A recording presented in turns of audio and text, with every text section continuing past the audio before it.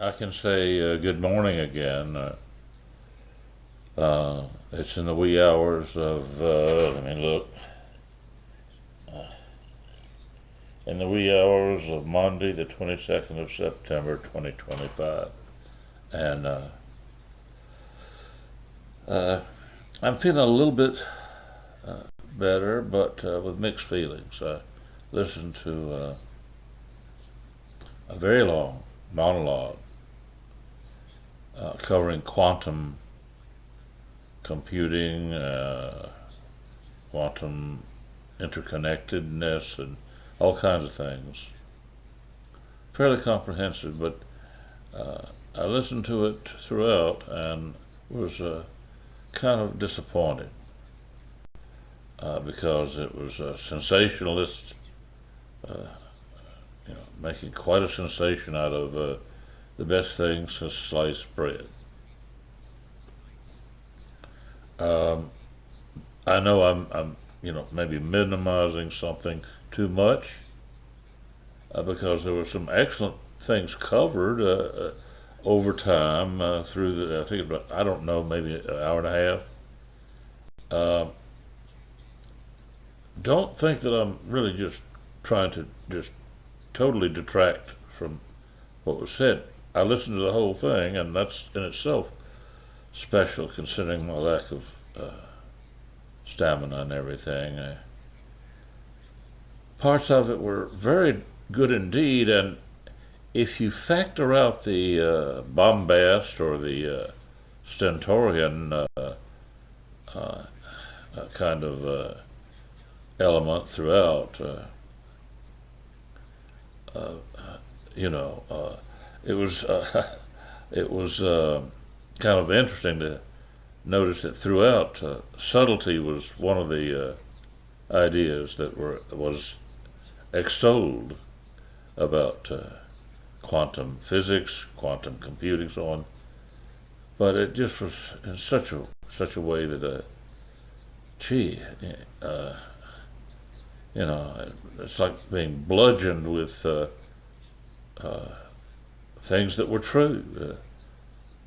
Insistence, as if persuasion depended on a phenomenal effort and not much of the modality being described, ironically enough. So I would recommend it. It was, I can't even remember the name of it now, but anyway, yeah, so be it. Uh, I wish I could recall it now, and I can't. Because I'm using the little tablet here to make this recording. Uh, One of the things that he never said to any lasting effect, anyway, was how you know transparency or honesty or things like that were not mentioned. For example, right now, it's as though I'm looking right through the tablet here in front of me because the camera on this tablet is exactly aimed at uh, the way I'm looking, whereas I see what the camera catches there. Um, it's as though I'm looking right through the tablet in a way for that same result. Well, of course, that's imprecise, but you get the point. Drivel, my own trivial stuff. Yes, there was trivial cliche built into the thing that I heard, but I just want to say that those who have been paying attention, I don't know how many, but I don't send messages off in some format like this very often that would spill any beans. I've often said I haven't spilled any, nor did the people or the reader or the ad libbing voice uh, spill any beans. In fact, he talked about time, its measurement, and how differentials figure into, shall we say, very costly. efforts in terms of time, talent, and some would say money, which is a measure of some importance that often is defined in terms of exchanges of information or anything of value for that matter. Most often, tangible things throughout history have been bartered, but gosh, for a long time now, people have depended on money. He touched on what might be inevitable. I think it's fair to say quantum computing or networking is not yet inevitable. But I think the progress will be such that it does become inevitable. He talked about the cost of alternatives as being too great if a tremendous network is established. He mentioned a few things about, what's implied about getting that done, and saying in effect that once it's done, it'd be very difficult for someone to build a parallel network and say, okay, folks, now switch over. It'd be like, driving on the right side of the road everywhere, somewhere, and then saying, okay, we're going to drive on the wrong side of the road from now on. It's doable, but very costly. Same thing with other standards. The power grid, for example, there are conventions that are very important. Maritime conventions, all kinds of things. But in terms of knowledge and equipment and the investment required for, say, a true understanding and utilization of resources for orbital mechanics.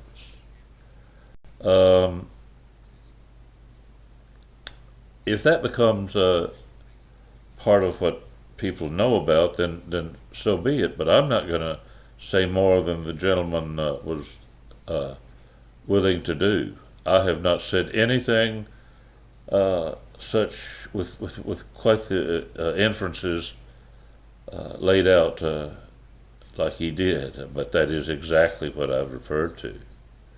So who's listening? Well, I don't know.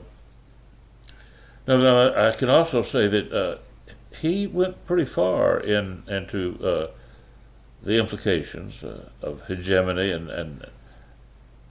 and what that means in terms of orbital mechanics. I've mentioned the moon. I tried to emphasize the moon because of certain attributes. But of course, orbital mechanics are throughout the world as we understand it, the universe, and so on. But our knowledge has its limits in many ways. For example, he talked about time, and of course, I'm sure he knows that time is something that we try to measure, but we know that a clock doesn't really measure time, does it? That is, if we can find out some discrepancy. But then, of course, the question is, what is that discrepancy? Where does it come from? Oh, we could talk about friction and this and that and radio noise or the temperature or whatever. The point is that among some, the debate rages because all of that has a great deal to do with this entanglement business. And right now, people are taking a great deal of, paying a great deal of attention to a few quotes by Einstein about entanglement. And I think it's a hoot because he would love it, well, to the extent he would love anything. I mean, Einstein had a lot in common with Albert Schweitzer, a hero of mine. Albert Schweitzer became the preeminent authority on Bach and much else. He was ordained and then he became a licensed physician. He was brilliant. To support his clinic in the jungle, he came back reluctantly to Europe and would have a fairly good, concert tour. it was always that each concert, each venue was sold out completely, standing room only, because of his, shall we say, notoriety, or because of his music. And of course, we could talk about notoriously, Albert was so, I don't know, disillusioned. It's a long story, but anyway, disillusioned enough to kind of look past any given patient. Not that he was unkind or snotty or, or irresponsible or anything, but people always said that he never quite connected with people as much as he connected with the pipe organ console, with which he connected, and when he did, people knew it. In fact, they tried to weatherproof an organ and sent it to his lab, his clinic, and it worked fairly well for a fairly long time. And he used to play it, and people would gather outside his window, and he didn't mind. He played, but he gave off an air of um, sadness, and it was attributed to what he didn't want to say very often about Europe. What was the war, and of course more than one war. Just war, war, war. Um, and other things. He was kind of like some other people, so talented. He really was uncomfortable, in the lobby of some place, trying to field questions that just almost broke his heart. But some have the stamina, they have the youth, or they have an agenda that doesn't mean that they can do nothing else. But they say he always seemed to have a lingering sadness about him. Now, I won't get into the particulars, but anyway, there are people who know about the quantum thing who know that now uh, time is what it's all about. For example, no matter what, to improve on simple Boolean efforts is one thing about time that quantum computing uh, enables people to enjoy. At the same time, as he mentioned, getting rid of errors is a big problem. It's done through means that are expensive, but in the long run, I myself, I don't like this. He talks about 92% as being good enough. I don't think so.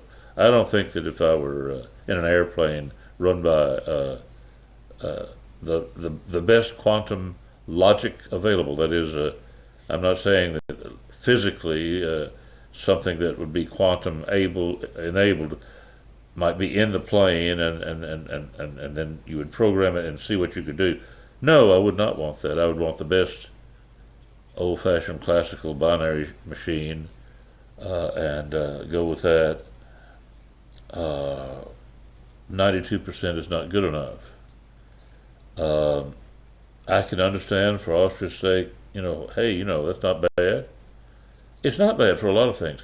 But right now, the whole thing is at the level of, shall we say, people who have a doctorate in one discipline or another.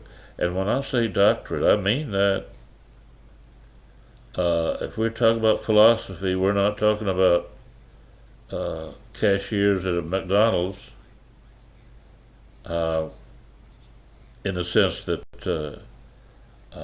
some might think of it. On the other hand, if one has a philosophical, a disciplined, a PhD level understanding of economics, then maybe we would want to look at how people are bound by the supply and demand graphics on their papers, and and then wonder where the transparency is when, as might have been predicted. I knew, I think it was Boston University that talked about a frictionless market because the internet would enable everybody to know everything. And, people said that about a frictionless marketplace until, what, they lost their lunch or something? Well, I don't want anybody to have illusions about all the good stuff, really good stuff that was said in what I heard. Um, and it certainly did. It was interesting that enough was said so that, I can't claim anything about the results, but enough was said so that I didn't feel like, I would be the first to say something. I've repeatedly said, in a classroom, do you want to raise your hand and say something that's obvious? Most people don't want to do that, but some always do. So I admire the person who talked about only a few of the things, only a few of the implications that I find interesting, but, I don't get charged up the way he was, or maybe some are, because I'm not trying to start a new religion or something, uh, which is what happened with IBM. But people talk about what is your religion? Do you worship money, beauty? What is? Do you worship the graphic arts? Do you worship the performing arts? Do you worship fairy tales? Well, I'd rather just not worry about all that. I have finally said, well, I just will claim to be a gravitationalist, and you know, uh, I would like to do something about terminal degrees. Yeah, uh, many people end up with a terminal degree, and of course, the terminology is very revealing.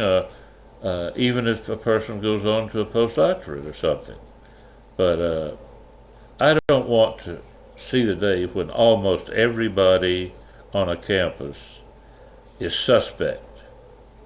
That is to say, a whole campus might be suspect.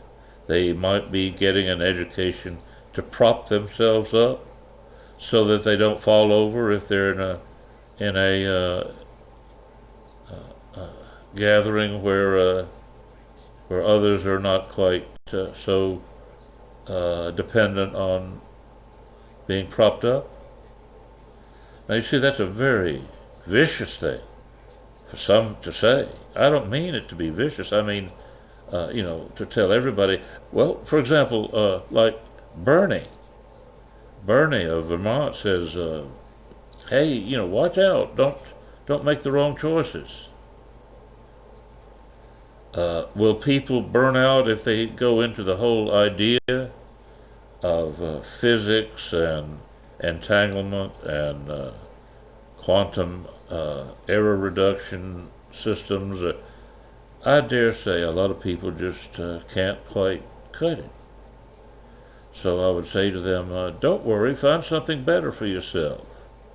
Not a school that is a diploma mill, because then you might be a danger to yourself and others if you really try to, shake things up. On the other hand, by then you might be so inured to being propped up that really you will be inert in some way, which is in a way a danger to others, if not yourself. But you know what I'm saying. I can't speak from experience. I never got a PhD, and I never will. Time's up for me. I'm, about to check out. What? No, what is it? The song says, "You can check out but never leave." Well, I don't know what you'll call it, but my body is not incorruptible, I would say. Although some like to talk about stuff like that. A nice man I know about has taken the time to offer tours on foot through some of the memorable cemeteries and graveyards, and I can't help but think, there's got to be a better way. People. I know that the big excuse is that the body will be resurrected later, and all of that, but gee whiz, you know. And then they tell me 6 million skeletons are below the streets of Paris. And I think, what is it, every 150 years they clear out most of it, or rather, through a 150-year cycle, they clear out all of them to make room for more. And I think, what is this? Well, I don't mean to compare, although now it's almost involuntary that people would think that I'm comparing this to, any search for some holy grail that would be what? Uh, Anything that people want to attribute to quantum physics, quantum computing, quantum communication. I wouldn't want to discourage people too much, but when it comes to crusading, I get a little daunted by stuff. Now then, in the midst of all of that, the gentleman was, certainly knew that if I listened in on what he was saying, I would certainly notice.